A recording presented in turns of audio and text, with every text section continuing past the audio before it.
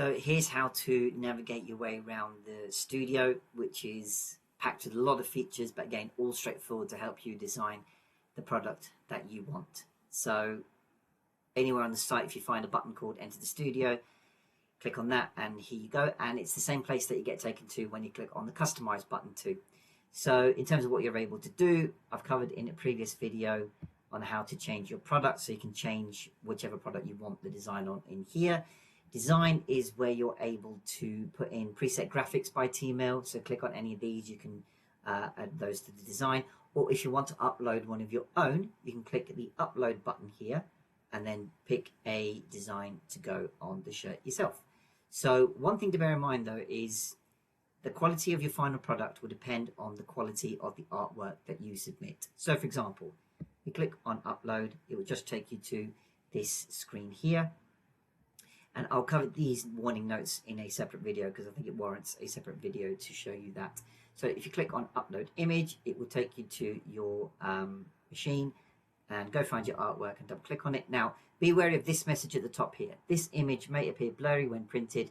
Best results, upload images that are at least 2000 by 2000 pixels or SVGs. It's basically giving you a soft warning that if you carried on with this product in the way that it is, in this design, then it might not turn out in the best quality. So what you want to do is resize the image depending on the parameters that you were given. So what I tend to do, for example, is so I'm a Windows user, and apologies for any Mac users out there, but hopefully you know the alternative as I'm about to show you.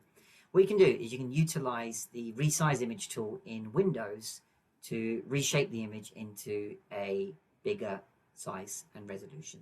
So the best way to do that, I find, is if you navigate to your navigate to your design in your machine, you double click on it and it will open the default Windows app for you here. And if you click on the three dots up there, you'll go down to resize. Now, the warning message said it should be 2500 by 2500, which is typically a square. But I find that if you tend to just put in 2500 as a width on an item, then that should do the trick. So if you just hit save and you just go save the product wherever you need to, keep saying product, I mean design, you just do that there and you navigate back to your design, get rid of that, design, upload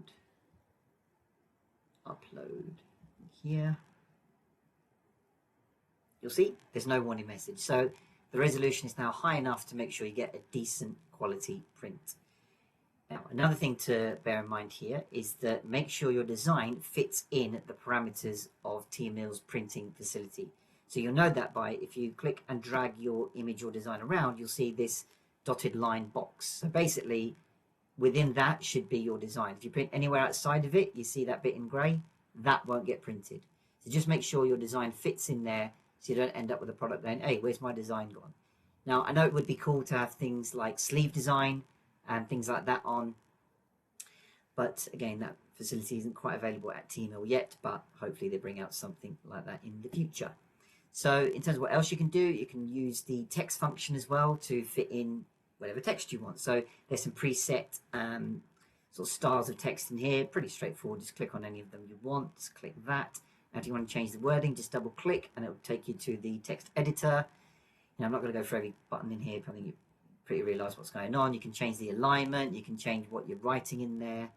So, you can just type that. And again, make sure the text fits in the space. So just click on the text and just shrink, just click on the text and shrink it down to make sure it fits in the dotted box. And instead of using a preset, if you just wanted to type in some text of your own, style it that way, just click on text and it'll take you to the same text editor.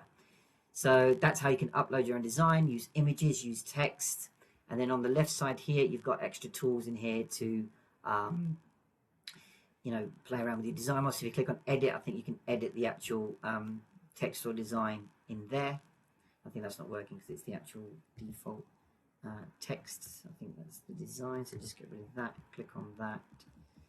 And oh yeah, so it's giving you extra tools to work with on here. So you can copy, duplicate an item, flip it around, fill the item with color, change the perspective So, you know, are you looking at it from top down? Are you looking at it from like an angle? You get that kind of funky thing going. You can recolor it. You know, you can put some additional color. You see, it's giving a different sort of hue. Well, actually, looks quite good actually.